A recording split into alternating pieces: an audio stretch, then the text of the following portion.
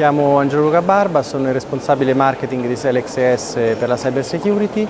RSA oggi ci ha dato l'opportunità di venire a contribuire a questo summit con la nostra visione su quelle che sono le opportunità della digitalizzazione nell'ambito del sistema paese, ma anche dei rischi di questa digitalizzazione e di come serve una strategia consolidata di cyber security per controbattere a questi rischi.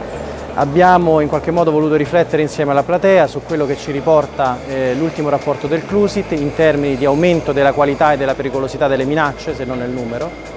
e su quelle che sono le riflessioni fatte dai nostri servizi nell'ultimo rapporto sulla sicurezza dell'informazione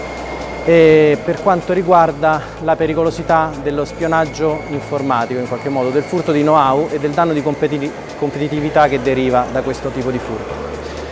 Quello che noi pensiamo in qualche modo è che l'Italia in questo momento si sta dando una strategia nel campo della cyber security veramente avanzata e moderna, adatta a quella che è la struttura socio-economica del Paese, basata sulla condivisione tra pubblico e privato, sulla condivisione delle informazioni e sulla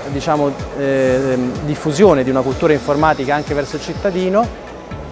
È compito ora dei fornitori di cyber security in qualche modo costruire una risposta e un'offerta di cyber security che sempre più metta in grado gli stakeholders di